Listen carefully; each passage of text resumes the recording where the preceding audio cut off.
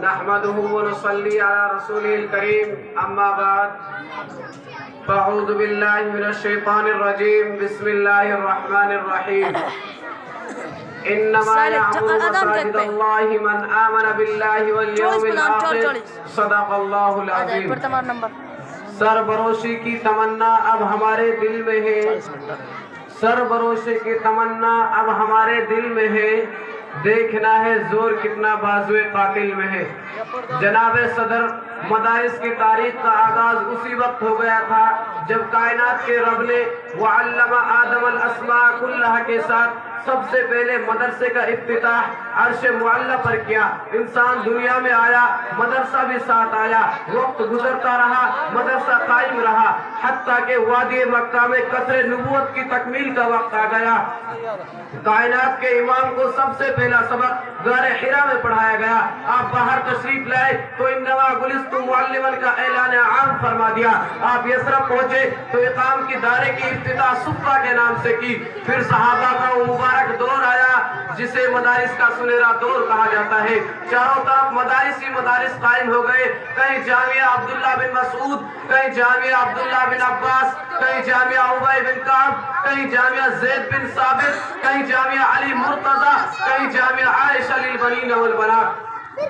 حضرات، تاریخ کے سنہرے اوراق شاہد ہے کہ دور صحابہ کے ان مدارس نے ایسے سیاسی، سماجی، معاشی اور معاشرت کے ایسے ماہر سپاہی تیار کیے، ایسے ورکر و کارکوز تیار کیے کہ چشم و فلک نے نہ تو ایسے سیاستدان دیکھے تھے اور نہ ہی جنرل و سپاہی دیکھے تھے، جن کی سخاوت کے سامنے دنیا کی بڑی بڑی طاقتیں دم توڑ گئی۔ جب سیاست کا رخ کیا تو اپنی برتری ثابت کی، وطن کی باری آئی تو قوم کا سر فخر سے بلند کر دیا، سائنس اور ٹیکنالوجی کے میدان میں پڑے تو اعلیٰ مرتبہ پایا۔ تو پھر میں کیوں نہ کہوں اولئک آبائی وجئنی بمثلہم۔ حضرات، میں انہی مدارس کی بات کر رہا ہوں جن کے گزارا ہر فتنہ کے سامنے دیوار راہ بن کر کھڑے رہے، ہر دور میں قرآن و سنت کا پرچم تھامے رہے، اسلامی نظریاتی سرحدوں کے محافظ بنے رہے۔ تو پھر میں کیوں نہ کہوں کہ وہ اور ہی ہوں گے کم ہمت جو ظلم و تشدد سہ نہ سکے، وہ اور ہی ہوں گے کم ہمت جو ظلم و تشدد سہ نہ سکے،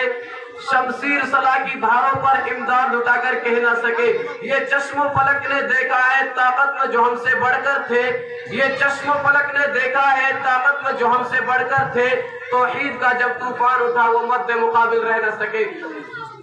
مگر ملک و ملت سے غداری کرنے والے، ملک و ملت کی عزت و آبرو کو ویران کرنے والے، ہماری ماں و بہنوں کی عزت و آبرو کو چند ٹکڑوں کے عوض بیچنے والے جاگیردار تمہاری نگاہوں میں یونیورسٹیوں کے گزارا ہے۔ لیکن میں پوچھنا چاہتا ہوں ان مذہب و ایمان اور اپنے دین و اسلام کے وارثوں سے کہ تم عالم دین کو بھکاری سمجھتے ہو؟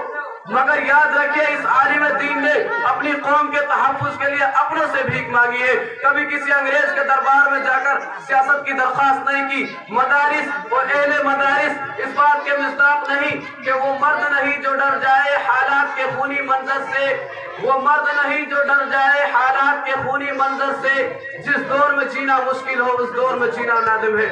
حضرات، ہم کیوں بھول جاتے ہیں جس دین و مذہب پر ہم چل رہے ہیں، جس دین و مذہب پر آسانی سے چلنے کے لیے علماء دیوبند نے شاملی کے میدان میں اپنے سروں کو سینوں سے جدا کرایا، ہم کیوں بھول جاتے ہیں دعوت و تبلیغ کی یہ شکل جس نے پورے عالم میں اور خصوصاً ایک انقلاب برپا کر دیا۔ ان علماء کی استقامت یاد کرو، ہندوستان کے علماء کی تاریخ پڑھو، بدن کے روم کھڑے ہو جاتے ہیں۔ اللہ تبارک و تعالیٰ نے ان عظیم پتلوں کو کیسی مٹی سے پیدا کیا۔